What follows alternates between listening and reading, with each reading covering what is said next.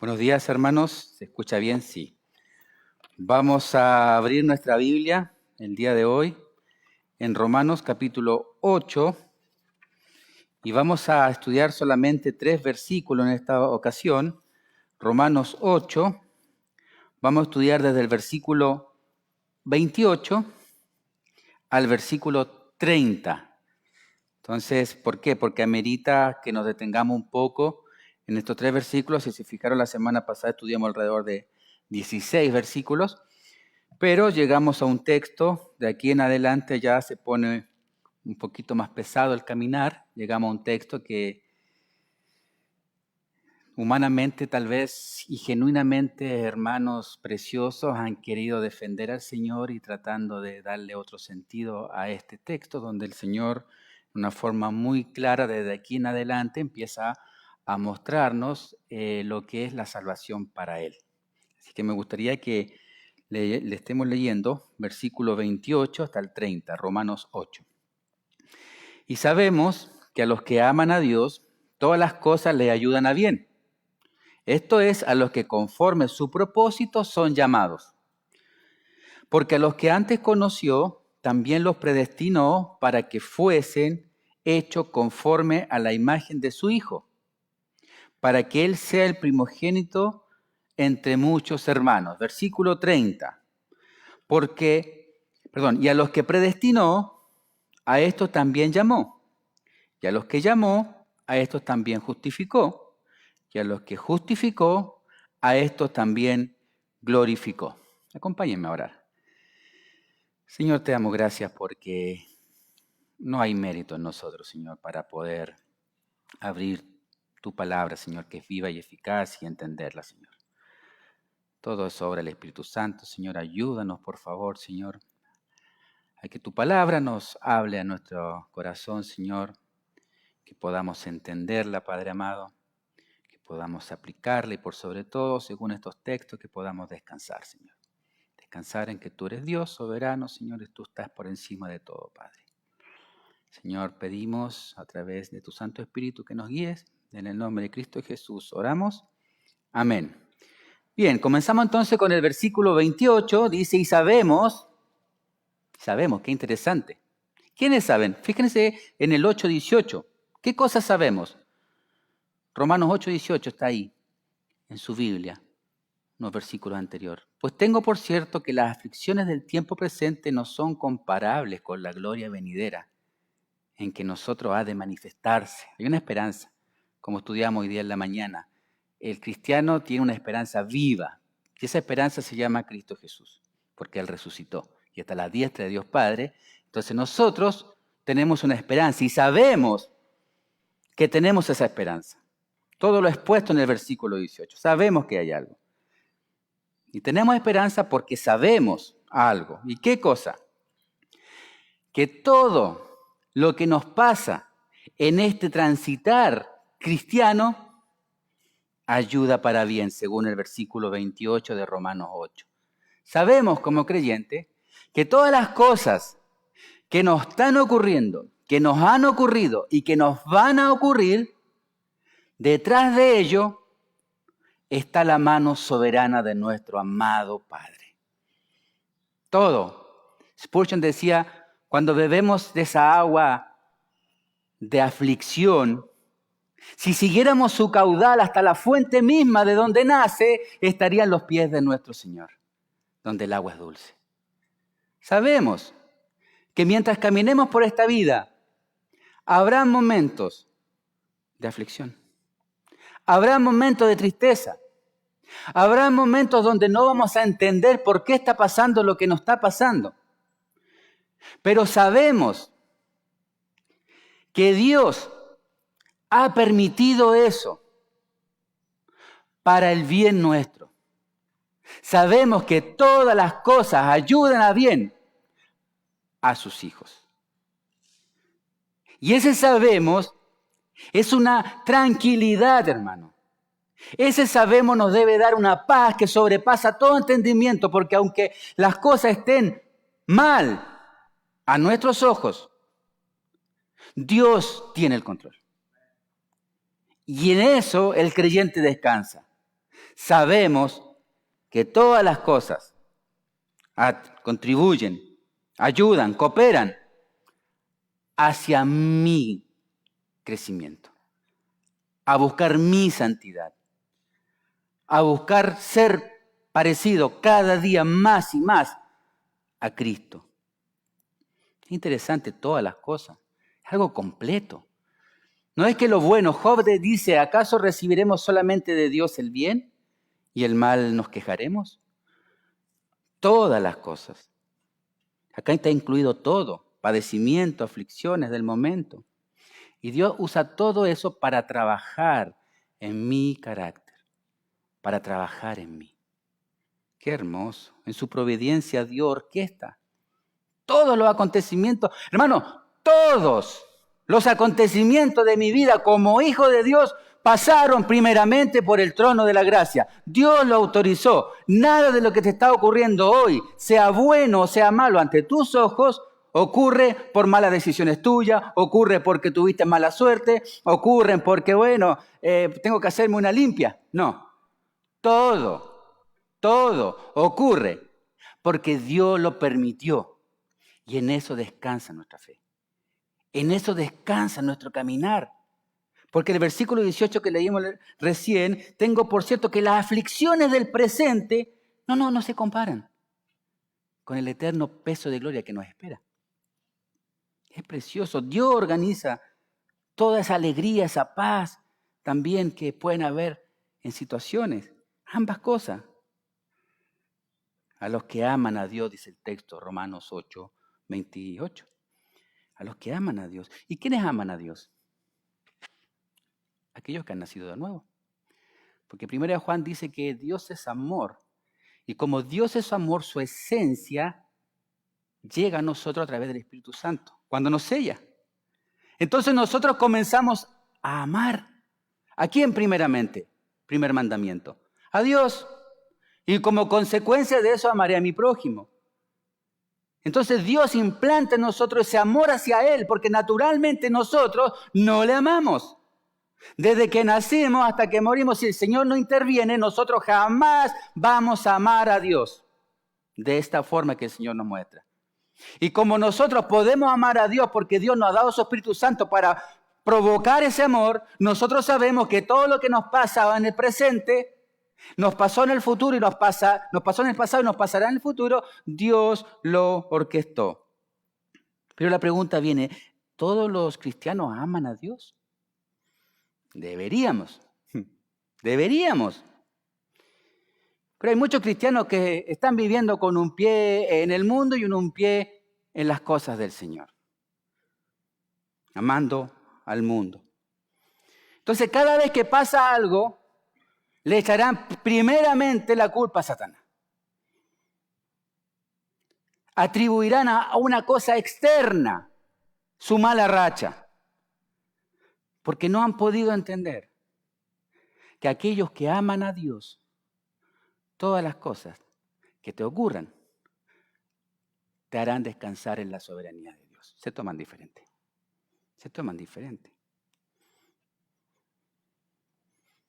Mire, 1 Corintios, capítulo 2, para los que toman apunte. Hoy tendremos muchos versículos, así que los que toman apunte para que después en casa, porque van a ver versículos que tú vas a decir, ¿y esto? 1 Corintios 2, 9. Antes bien, como está escrito, cosas que ojo no vio, ni oído oyó, ni han subido en el corazón del hombre, son las que Dios ha preparado para los que le aman, sus hijos. Son aquellos que por la regeneración han recibido la provisión del amor para ser capaces de amar especialmente a Dios. Efesios 6, 24, con ese amor inalterable. Efesios 6, 24. La gracia sea con todos los que aman a nuestro Señor. Primeramente, Señor Jesús, con un amor inalterable. Entonces lo que distingue a los cristianos es su amor hacia aquel que los amó primeramente. ¿Cuándo nos amó el Señor? En la eternidad pasada. Antes que el Señor te formase, el Señor te amó, y eso lo vamos a ir explicando un poquito más adelante. ¿cierto? Nosotros le amamos a Él, ¿por qué? Porque Él nos amó primero. El día lunes pasado veníamos con el hermano Pepe de la reunión de hombres y él me dio una ilustración que la había escuchado muy buena del abuelo y el nieto, donde el abuelo le decía yo te amo mucho y el nieto decía yo te amo más. Y el abuelo yo te amo mucho más y él decía yo te amo hasta el infinito. Y entonces el abuelo le dice pero yo te amé primero. El Señor nos amó primero. Y eso no, ya se acabó la conversación. En cada uno de los hijos a quienes Dios ama se produce un cambio absoluto de una posición de enemigos de Dios. ¿Ahora qué? Le amamos. Y aquellos que aman a Dios y para quienes Dios coopera todo encaminándolos para su bien, son, dice el texto, Romanos 8:28, los que conforme a su propósito son llamados. Llamados. ¿Quiénes son llamados? No nos adelantemos. Versículo 30 lo estudiaremos. Sigamos con el 29, versículo 29, Romanos 8:29. Porque los que antes conoció, también los predestinó para que fuesen hechos conforme a la imagen de su Hijo, para que Él sea el primogénito de entre muchos hermanos. Los llamados por Dios, dice el texto, son también los que Él conoció de antemano. Él los llamó a salvación según el propósito divino, según su propio propósito. Antes conoció. Esa frase la vemos ahí en Jeremías. No lo leamos solamente, anótelo 1:5, no lo vamos a estudiar ahora. Antes que te formase en el vientre, dice el Señor a Jeremías, te conocí. Entonces, el previo conocimiento acá está vinculado al propósito de salvación. Acompáñenme a Hechos 13, versículo 48. Y nosotros estamos viendo que la iglesia nace acá en el libro de Hechos. Y el Señor, vemos como al principio en el capítulo 1, Él añadía. Miren, versículo 48 de Hechos 13. Y los gentiles, oyendo esto, fueron gozosos y glorificaban la palabra del Señor. Y creyeron todos los que estaban ordenados para vida eterna. ¿Qué quiere decir esto? Que había un grupo que está ordenado, que está en fila, esperando la salvación del Señor. Estos ya estaban ordenados, los que iban a creer. ¿Y cuándo se ordenaron? En la eternidad pasada. Antes que el Señor hiciera el cielo y la tierra, el Señor ya los tenía ordenados para que un día se salvasen. El libro de Hechos añade que el Señor añadía. ¿Quién añadía a la iglesia? A los que iban a ser salvos. El Señor añadía a los que iban a ser salvos. Miren, acompáñenme a Efesios 1, versículo 4. El apóstol acá escribiendo ahí a los creyentes en Éfeso, les dice, según nos escogió en él antes de la fundación del mundo. Efesios 1, 4. Él nos escogió. ¿Cuándo nos escogió? Antes de la fundación del mundo. Mire el versículo 5. Habiéndonos, ¿qué cosa? Predestinados según el puro afecto de su voluntad. Vamos al versículo 11 de Efesios 1.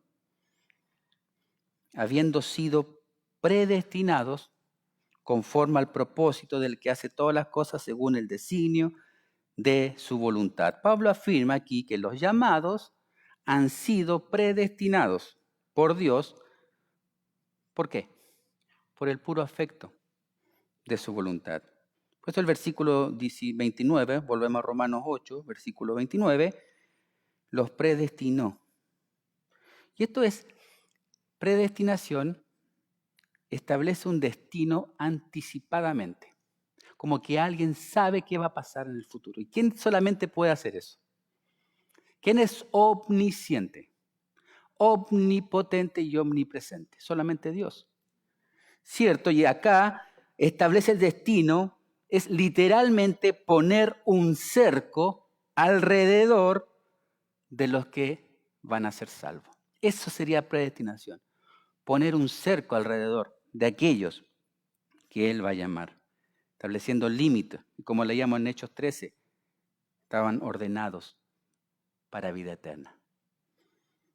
Y estos tienen un destino ya establecido por Dios que inexorablemente será cumplido, porque corresponde a un propósito eterno. Y Dios, como no es hombre, Él no puede mentir. Él no puede mentir. Él dice y se hará. Entonces, ser conformado a la imagen de Cristo también tiene un propósito. Versículo 29. Para él, que Él sea el primogénito entre muchos hermanos.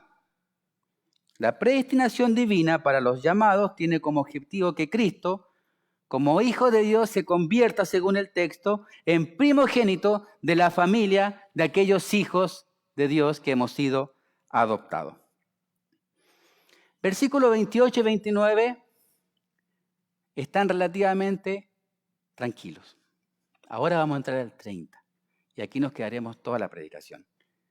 Ahora Pablo nos mostrará de una forma práctica la doctrina de la predestinación que tanto molesta y queremos tratar de acomodarla para ayudar a Dios. Y es muy simple, Pablo hace un bosquejo. Vamos al versículo 30. Predestinó, llamó, justificó y glorificó. Y a los que predestinó, a estos también llamó, y a los que llamó, a estos también justificó, y a los que justificó, a estos también glorificó. Y acá está uno de los textos más controversiales de la Escritura.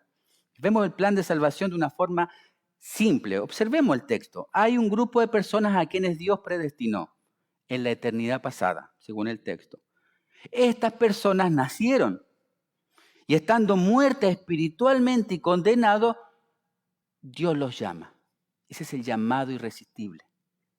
Luego de llamarlos, Dios los justifica en la obra de Cristo. Y luego en el futuro, cuando partamos de este mundo, Dios nos glorificará con este cuerpo para que podamos estar ante su presencia. ¿De quién es la obra completa, absolutamente de nuestra salvación? Según este texto, de Dios. ¿Quién llama a los pecadores? Es el mismo que los predestinó, el Padre. La palabra predestinar viene del griego prorizo, que es una palabra compuesta. Pro significa por anticipado y orizo, con Z sería, determinar. En otras palabras, determinar por anticipado. Establecer algo antes que ocurra. Sin el llamamiento del Padre, la obra de salvación no alcanzaría para los hombres, ya que nadie puede ir a Cristo si el Padre no lo llama. Vamos a Juan 6, versículo 44. Juan 6, 44. Jesús dice, ninguno, y ese ninguno es ninguno, puede venir a mí si el Padre que me envió no le trajere.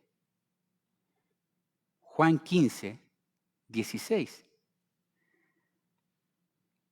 No me elegisteis vosotros a mí, mas yo os elegí a vosotros. Yo he puesto para que vayáis y llevéis fruto, y vuestro fruto permanezca, para que todo lo que pidieseis del Padre en mi nombre, Él los dé. Juan 10, versículo 27. Mis ovejas, esto serían hablando de los creyentes, mis hermanos adoptivos, los hijos de Dios, mis ovejas, oyen mi voz. Y yo las conozco y me siguen y yo les doy vida eterna y no perecerán jamás ni nadie la arrebatará de mi mano. Punto. Mi Padre, ¿qué hizo el Padre? Se las dio. Somos un regalo de Dios al Hijo. Es mayor que todos. El Padre las predestinó, las llamó y se la entrega al Hijo, y el Hijo en la obra de la cruz nos justifica. Este llamamiento de Dios es eficaz absolutamente en aquellos que Él ha escogido. Mira un ejemplo tan precioso ya que estamos en Hechos. Pablo, ¿Quién era Saulo de Tarso? Un perseguidor de los cristianos. Pablo de Tarso, Saulo, en su amor a Dios, porque Saulo era un religioso, amaba a Dios, quería complacer a Dios a través de obras, y eso hace la religión, mi querido hermano. Nos confunde. Pensamos que estamos haciendo las cosas bien para Dios, pero somos enemigos de Dios. Si tú le preguntas a cualquier persona saliendo de este lugar, ¿crees en Dios? Todos te van a decir, sí, creemos en Dios. Pero los demonios también creen y tiemblan. Saulo, un religioso que conocía la Escritura, entre comillas, no la podía ver aún con los ojos espirituales. Porque en Romanos nos dice que los sabios de este mundo, para Dios es necedad. Una persona inconversa te puede recitar la Biblia de memoria. Y eso no quiere decir que él es salvo. Conocer la Escritura no es seguridad de que eres salvo. Saulo, conocía la Escritura. Era perseguidor de la iglesia. Es más, pide carta al sumo sacerdote para ir a Damasco y encontrar a cualquier cristiano ahí y traerlo y meterlo preso. Pablo estaba buscando de Dios, sí, de una forma errada. Por eso es tan simple, es tan sutil. Pablo estaba yendo. Mire Romanos 9, versículo 15 ya. Entendemos qué pasó con él, cómo el Señor se le aparece, lo confronta, lo tira al piso, le cubre la vista, no ve, tiene que llegar a la casa de Ananías. El Señor se le presenta a Ananías. Mire el versículo 15 de Hechos 9. El mismo Señor le dice a Ananías, ve porque instrumento escogido me es este, para llevar mi nombre en presencia de los gentiles y reyes y de los hijos de Israel. Escogido. El Señor lo llamó porque el Señor lo había escogido antes de la fundación del mundo. Y Pablo, entendiendo eso, escribe en Gálatas 1, versículo 15, lo siguiente. Gálatas 1:15. Pero cuando agradó a Dios, que me apartó, predestinación, desde el vientre de mi madre, y me llamó por gracia el llamado irresistible. Así como Pablo, tú y yo no estábamos buscando de Dios porque Romanos dice que no hay un justo, no hay un uno. No hay quien busque a Dios, no hay ni siquiera uno. Y Pablo, ni tú, ni yo somos ese uno que buscamos a Dios. Al contrario, nosotros queremos estar lo más lejos de Dios posible.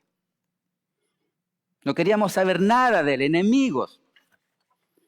Y Él te llamó, llamado irresistible, porque lo había establecido en la eternidad pasada. ¿Sabes qué? El Señor había establecido en la eternidad pasada el día, la hora y el segundo exacto cuando tú te ibas a salvar. ¿Quién lo predestinó? Dios. Y lo cumplió en el día exacto. No pasó ni un segundo más ni un segundo menos y Él te salvó. ¿Y por qué lo hizo? Por el puro afecto de su voluntad. Pablo no buscaba de Cristo. Pablo no iba en dirección a Damasco y escuchó y levantó la mano y recibió a Cristo como su Señor y Salvador. Pablo no hizo una oración del pecador. Pablo iba a encerrar cristianos. Y el Señor tuvo que tomarlo de su caballo, tumbarlo en el suelo, ponerlo ciego y en ese momento el Señor lo salva. Eso es lo que hizo. Hermano, si eres escogido, el Señor te va a llamar sí o sí. No hay forma de escapar. Y lo hará tirándote de tu caballo, con dolor. El Señor me rescató, quitándome mi madre de mi brazo. Y me llevó 1 año a una amargura extrema. Y me salvó. Y hoy entiendo que el Señor tenía su tiempo y su forma. Después de ese llamado irresistible del Padre que atrae a los pecadores al Salvador, viene la justificación como consecuencia de la fe que Él mismo te da. ¿Qué dice Efesios 2:8? Porque por gracia somos salvos. ¿Qué es gracia? Es un regalo inmerecido, es un don. Por medio de la fe.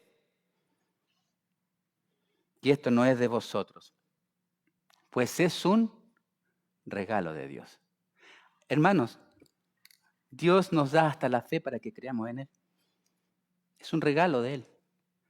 Nada hicimos, absolutamente nada. Dios justifica a quienes reciben el llamamiento. Debemos meditar en lo siguiente. Si Dios predestinara a todo el mundo fuese salvo. ¿Cierto? Acá no hay duda. ¿Por qué no todo el mundo se va al cielo? ¿Por qué se van al infierno? Entonces la obra de Cristo sería suficiente. Si Dios predestinara a todo el mundo, con la obra de la cruz sería suficiente para que todo el mundo fuese salvo. Porque la obra en la cruz fue suficiente. No se necesita otro sacrificio. Cristo murió por los elegidos. Y esa salvación fue efectiva en la cruz, ya que murió por cada uno de ellos con nombre y apellido. ¿Te das cuenta que la salvación es personal? Cristo muriendo en la cruz estaba pensando en ti, con nombre y apellido. Y tú te ibas a salvar sí o sí. Hermano, no podemos sacar esto de la Escritura. Si lo sacamos de la Escritura para defender a Dios, para mostrar que Dios no es así, estamos nosotros torciendo la Escritura. Los hermanos arminianos, y todos sabemos que los hermanos arminianos sostienen lo siguiente. Hay un autor que se llama Roger Olson, le leo. Un arminiano contemporáneo dice lo siguiente. Los arminianos creen que la muerte de Cristo en la cruz provee un remedio universal para la culpa del pecado heredado. Amén. En otras palabras, Cristo murió por todos. Entonces, ¿por qué no todos se salvan?, dice él. Y la respuesta él la da. Porque la aplicación del remedio provisto por Dios ya no depende de Dios, sino del pecador. En la teología arminiana, Cristo muere para hacer posible la salvación de todos. Pero esa muerte no salva real y eficazmente a nadie, ya que es el pecador quien la hace eficaz al aceptar a Cristo. En otras palabras, el sacrificio de Cristo no es tan perfecto, porque va a depender de ti que lo sea. En otras palabras, nosotros le ayudamos con el 50% a la obra de Cristo en la cruz, al aceptarlo como mi Salvador. Es como que si Cristo estuviera en la cruz, esperando, ansioso de que le recibas, para hacer efectiva su obra. Eso es lo que están diciendo. Y eso es tener un concepto muy pequeño del poder de Cristo. Haría que su muerte en la cruz fuera ineficaz, porque es eficaz si tú aceptas a Cristo. Porque la salvación ya no dependería del sacrificio de Cristo, sino de ti que lo aceptes. Juan 10, versículo 14.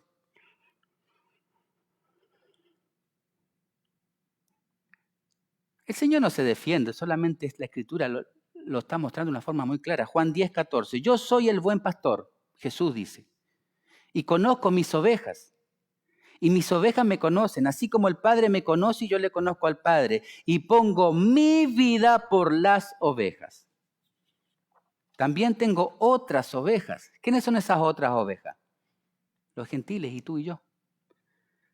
que no son de este redil, aquellas también debo traer, oirán mi voz y habrá un rebaño y un pastor. La salvación es eficaz porque Cristo la da. Solamente si tan segura es la salvación del creyente que sus nombres estarán inscritos en el libro de la vida antes de la fundación del mundo. Acompáñeme a Apocalipsis 17, versículo 8.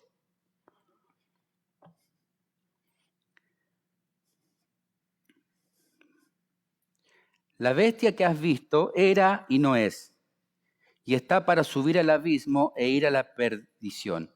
Y los moradores de la tierra, aquellos cuyos nombres no están inscritos desde la fundación del mundo en el libro de la vida, se asombran. Es interesante.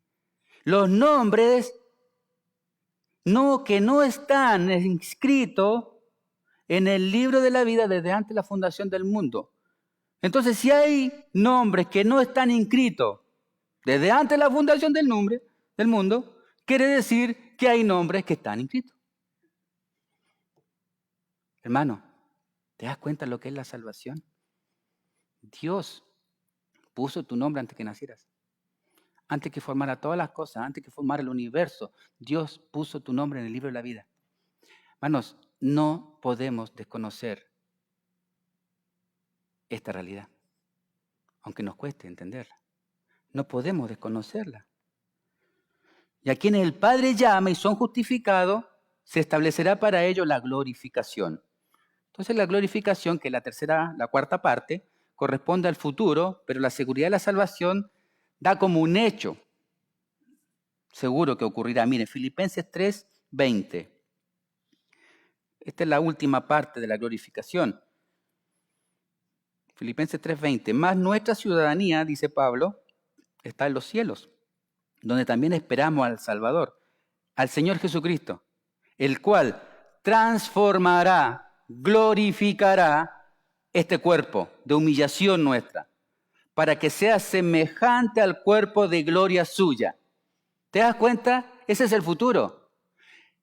Cuando el Señor nos llame a su presencia, nosotros no podemos ir con este cuerpo contaminado por el pecado.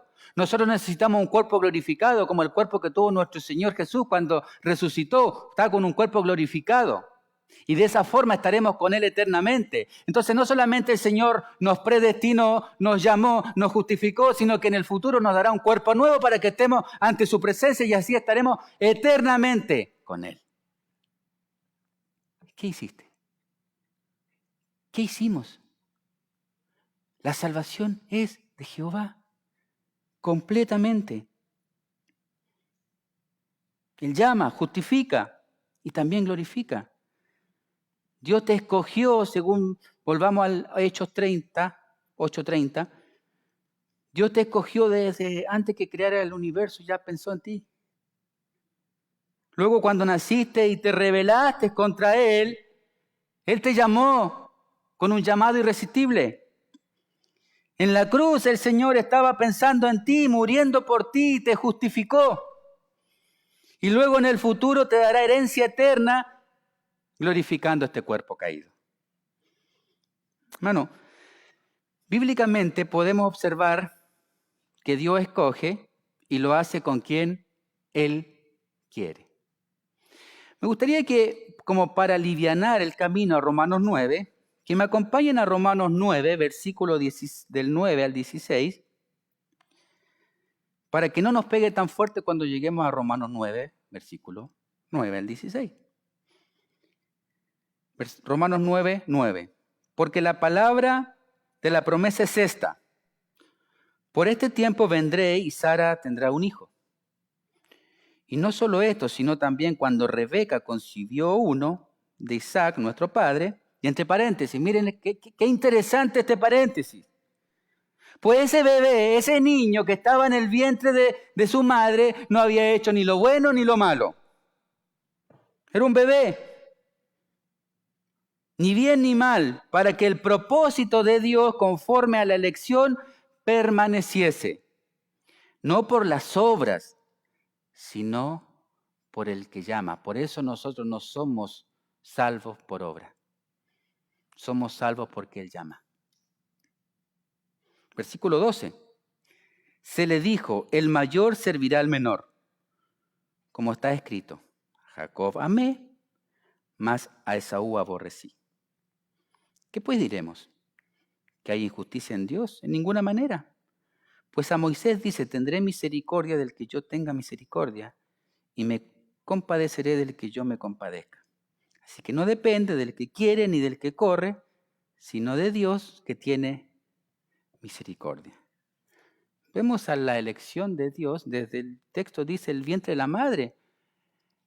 ¿Qué hizo Dios? Escogió a uno y al otro no. Y tú tal vez puedes decir, esto es injusto. Ese no es mi Dios. Ese no es mi Dios. Mira el versículo 20, Romanos 9. Mas antes, hombre, ¿quién eres tú para que alterques con Dios? ¿Dirá el vaso de barro al que lo formó, ¿por qué me has hecho así? ¿O tiene potestad, poder, el alfarero sobre el vaso, sobre el barro, para hacer de la misma masa un vaso de honra y uno para deshonra? Dios tiene el poder de crear, hermanos. Dios tiene el poder de crear personas de la misma masa. Uno para honra y uno para deshonra. Mire el versículo 22. ¿Y qué si Dios, queriendo mostrar su ira y hacer notorio su poder, soportó con mucha paciencia los vasos de ira preparados para destrucción? Hay vasos preparados para destrucción. Y para hacer notoria la riqueza de su gloria, la mostró para con los vasos de misericordia que Él preparó de antemano para gloria, en los cuales también ha llamado, esto es a nosotros. Tal vez esto suene duro, pero está en la Escritura. El Señor hizo nacer personas, unos va a salvar y otros mostrará su ira. En un mismo barro, un vaso de barro, Él en su soberanía absoluta pondrá la gracia. Y en otra persona pondrá su ira. En otras palabras, Dios creó personas para el infierno. No lo podemos sacar de la Escritura. Pero hermano, no quiero que nos quedemos con este sabor. Vamos a seguir avanzando. El hombre se condena solo porque ama su pecado y no lo quiere dejar. Pero ahora tú me puedes preguntar, pero Dios amó al mundo, que envió a su Hijo en Marcos, ¿cierto? Lo vemos en Juan 3:16.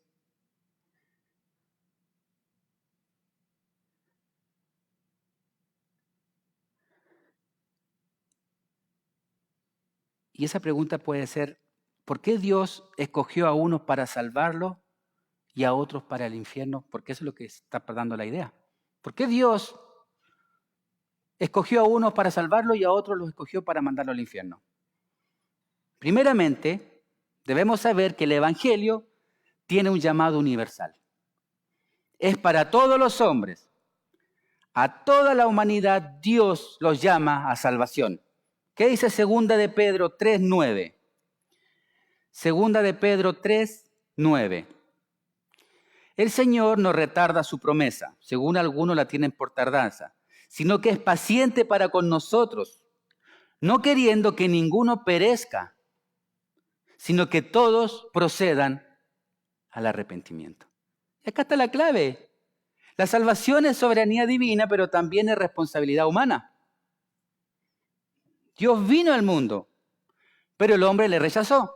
Y ahí está 1 de Juan 3:16. Pero si Dios amó al mundo y envió a su Hijo, Juan 3:16, leámoslos. Ya es muy conocido, pero vamos a seguir leyendo después del 16. Porque de tal manera amó Dios al mundo que ha dado a su Hijo unigénito para que todo aquel que en Él cree no se pierda, mas tenga vida eterna. Versículo 17. Porque no envió Dios a su Hijo al mundo a condenar. Hermanos, saquémonos en nuestra mente la idea de que Dios envió la condenación porque Él quiso. El Señor trajo la gracia. El hombre se condena solo. Miren el versículo 18. El que en Él cree no es condenado. Hermano, querido amigo, tienes que creer en Él y no vas a ser condenado. Pero el que no cree ya ha sido condenado, porque no ha creído en el nombre del unigénito Hijo de Dios. Versículo 19. Y esta es la condenación, que la luz vino al mundo y los hombres amaron más las tinieblas que la luz porque sus obras eran malas. El hombre se condena solo porque ama su pecado y no lo quiere dejar. Y pero Dios amó de tal manera al mundo, ese amor lo encontramos también en Marcos 10, cuando el joven rico, lleno de su religión, va a Jesús y le dice: Maestro, ¿qué más tengo que hacer para ganar la vida eterna? Él pensaba que la vida eterna se ganaba por las obras, por lo bueno que somos, por lo moralistas que somos. Y el Señor le predica el Evangelio. Jesús le amó, ¿cierto? Eso dice el texto. Versículo 21, Marcos 10, 21. Entonces Jesús, después que este moralista lo llena de su propia gloria, de su propio elogio, dice: Señor, ¿qué más me falta? Entonces Jesús mirándole, le amó. Y le dijo: una cosa te falta, vende todo lo que tienes y dado a los pobres y tendrás tesoro en el cielo, y ven y sígueme tomando su cruz. Los tesoros no los quería en el cielo, él, los tesoros los quería acá en la tierra. Pero el afligido por esta palabra se fue triste, y esta es la única vez que vemos en la Escritura que una persona va gozosa a Cristo y vuelve triste. Es la única vez que aparece en la Escritura. Todos los demás iban angustiados, con peso, afligidos a Cristo, y luego el encuentro con el Señor volvían alegres, contentos. Eso es lo que hace el amor al dinero. Tenía dos dioses. Él no quería dejar su Dios. Entonces la luz vino al mundo, pero este joven amó más las tinieblas que estaban en él por su riqueza. Hermano, de tal manera amó Dios al mundo. Ese amor es el mismo cuando Cristo ve a este joven rico, dice, y le amó. ¿Sabes lo que es el original? Tuvo compasión. Cambiemos el versículo. Porque de tal manera tuvo compasión Dios con el mundo, que envió a su Hijo, para todo aquel que en Él cree no se pierda, mas tenga vida eterna. Es la misma compasión que nosotros tenemos con aquellas personas que no conocen a Cristo. Nosotros les predicamos el Evangelio para que ellos puedan entender su condición, puedan arrepentirse y el Señor les pueda dar esa salvación. Pero los hombres amaron más las tinieblas que la luz. Entonces, hermano, como la Trinidad no se puede explicar, pero está, la salvación es 100% responsabilidad divina, pero es 100% responsabilidad humana. Son dos líneas, siempre esa ilustración se usa, las dos líneas del tren. No se puede sacar una línea porque el tren se descarrila. La salvación es obra divina 100%, pero también la salvación es responsabilidad humana 100%.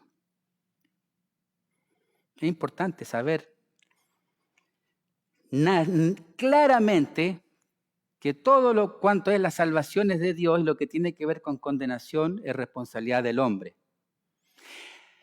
En el infierno no habrá ninguna persona que se pueda parar y decir abiertamente: yo estoy aquí porque no fui escogido, porque no fui predestinado. Las personas están en el infierno porque rechazaron a Cristo, porque amaron más su pecado. La luz vino al mundo, pero el hombre amó más la oscuridad porque nuestras obras eran malas. Dios no fijó de antemano la condenación para algunos, cosa que contradeciría abiertamente el deseo de Dios para salvación de todos. Mire 1 Timoteo 2:4. el cual quiere que todos los hombres sean salvos y vengan al conocimiento de la verdad. La doctrina de la predestinación, hermanos, no es para condenación, no aparece en la Escritura. Veámoslo de la siguiente forma. Todos los que estamos acá estamos condenados desde que nacimos. Todos. Todos vamos sí o sí a nuestro destino eterno, que es el infierno. Todos. Pero Dios quiso mostrar su gracia en ti. ¿Cómo reaccionas a eso? ¿Sabes cuál es la pregunta que debes hacerte? Señor, ¿por qué yo? ¿Por qué yo? Señor, ¿por qué me salvaste a mí? Nosotros tenemos que predicar como los hermanos arminianos. Ir y decirle, arrepiéntete, hoy es el día de salvación, arregla tus cuentas con Cristo, mañana es tarde, hoy. Si vienes a Él, Él no te dejará fuera, Él no te rechazará, arrepiéntete. Confiesa tus pecados, ven a Cristo en fe. Esa es la forma que debemos predicar. Debemos salir y predicar el Evangelio como si fuera nosotros pudiéramos convencerlo. Cuando el Señor nos salva por gracia, nosotros estamos en la otra vereda. Yo no hice nada. Él me salvó. Eso me humilla y exalta a Dios. Nosotros no podemos salir acá predicando predestinación. Estaríamos muy mal. Prediquemos como si dependiera de ti convencer a esa persona. Prediquemos hasta que nos cansemos. Prediquemos el Evangelio porque hoy es el día de salvación. La persona tiene que conocer cuál es su condición ante el Señor. Y cuando el Señor te salva por gracia, tú miras hacia atrás y viste que no hiciste nada. Eso se va entendiendo como un niñito, joven, hombre. Yo a mi niñito de 2 años no le puedo explicar cosas, no me va a entender. Pero ya si tiene 20 años, él va a entender. Debemos crecer, hermano. Crecer en el conocimiento, crecer en la palabra, entender más. Dios nos está ocultando acá. Dios no quiere que nosotros lo defendamos. La verdad está expuesta. Pero eso hace cómo estamos nuestra vida. En una madurez. Es un versículo precioso que nos da paz. Y solamente nos debe llevar a una pregunta, mis queridos hermanos. A hacernos una pregunta. Señor, ¿por qué pensaste en mí? ¿Por qué pensaste en mí antes que fundaras todo, antes que crearas todo, Señor? ¿Por qué pensaste en mí? ¿Qué había en mí? La respuesta es nada. Pero después de eso, Señor, ¿qué hago ahora? ¿Qué hago ahora con lo que me has dado, esa salvación tan grande y merecida? ¿Qué hago ahora, Señor, para agradecerte en este breve tiempo que me das? Señor, yo quiero vivir para ti.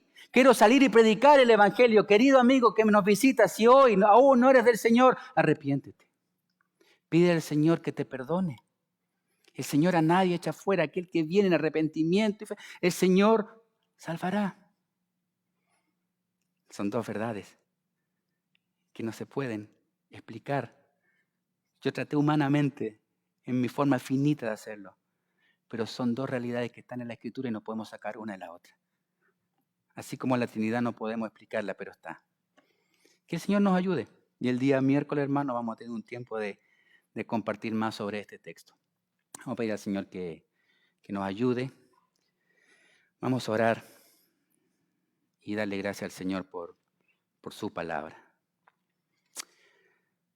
Señor, te damos gracias, Padre, porque claramente tú, Señor, te muestras y has mostrado, Señor, esta salvación tan grande, Señor. Ayúdanos a ser maduros.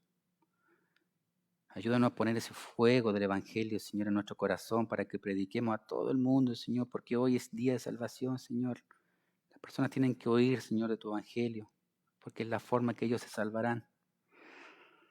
Señor, y Y si hoy estamos acá y llevamos años de creyentes, Señor, podemos mirar hacia atrás y ver que nada hicimos en esa salvación. Que tú lo hiciste todo, Señor. Ayúdanos, Padre. Ayúdanos, Señor, a ser fieles con tu palabra, Señor. Y a poder ponerla en práctica cada día para beneficio de nuestras propias vidas. En el nombre de Cristo Jesús oramos. Amén.